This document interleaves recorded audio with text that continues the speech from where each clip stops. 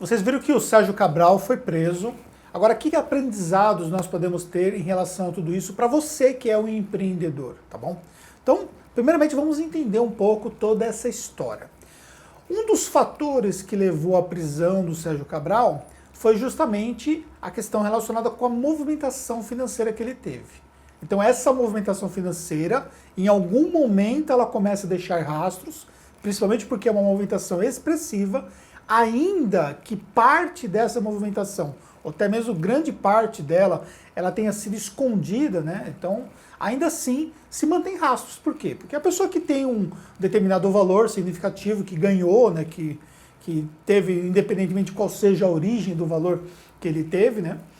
Ele vai comprar bens. Então, ele vai deixar rastros nas compras dos bens. Se esses bens foram comprados em terceiros, esses terceiros não têm lá um lastro para poder ter esse patrimônio, consequentemente, então, dá para se fazer uma correlação.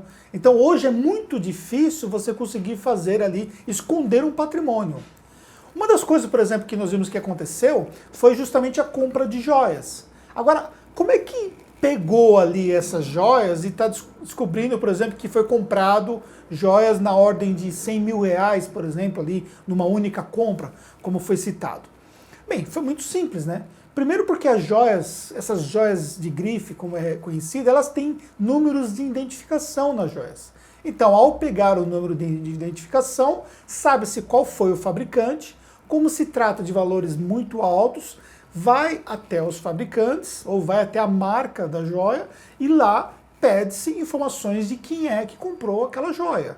Então, por exemplo, não é difícil de chegar nesse ponto de investigação, porque a polícia ela tem poder para isso.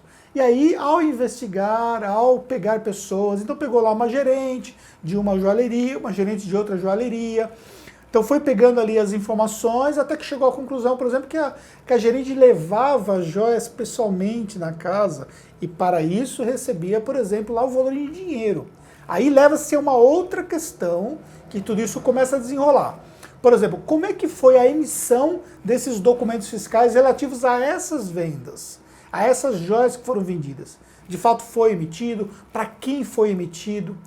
O que eu quero mostrar para vocês aqui é que tudo isso que está acontecendo no Brasil hoje, que está envolvendo os políticos e que cada dia que se passa, mais políticos estão sendo envolvidos nessas questões todas, são todas essas informações, elas são ajudadas pelas informações que a Receita Federal dispõe.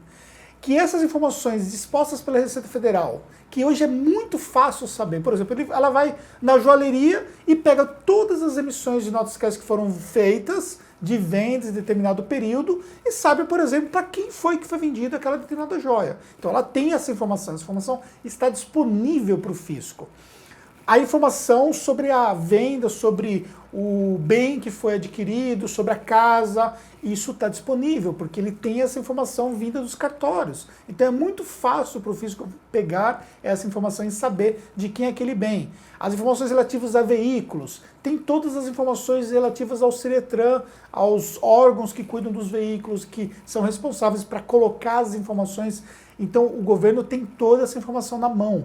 E aí, junto com um processo de investigação que é ajudado por conta dessas informações todas, consegue-se chegar a uma série de situações que pode levar, por exemplo, aos crimes que estão sendo imputados nesses casos. Qual é o aprendizado que nós tiramos de tudo isso? É que hoje nós vivemos um momento de grau de transparência enorme dentro dos aspectos tributários. Então, por exemplo, hoje nós não temos mais como esconder de forma fácil, como era lá no passado, onde as coisas eram ainda no papel, nas notas fiscais que eram feitas na gráfica, que elas eram emitidas e que eram mandadas de forma física para os seus clientes. Hoje não existe mais isso, tudo é eletrônico. E toda essa eletrônica está levando as informações diretamente para o governo, e, consequentemente, o governo é um grande banco de dados de informações que coloca em risco todos nós.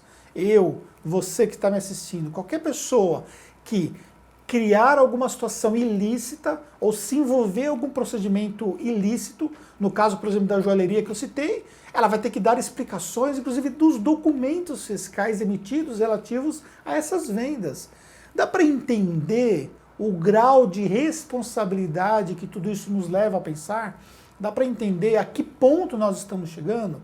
Então nós vamos chegar a um ponto aqui no Brasil onde não vai ser possível mais, ou se acontecer qualquer tipo de processo onde foi identificado que houve, por exemplo, ali uma sonegação, isso vai ser automatizado, seria como se fosse, por exemplo, quando você você está passando com o seu veículo numa via e tem uma câmera que está ali fotografando quando, por exemplo, você passa no farol vermelho. Quando você passa naquele farol vermelho, aquilo já fotografa automaticamente. E dias depois você recebe aquela notificação da multa, que hoje você já recebe até pelo celular.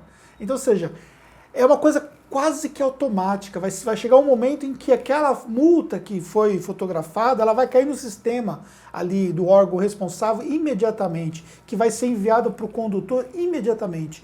Ou seja, em algo de um dia, provavelmente, a pessoa já vai saber que foi multada.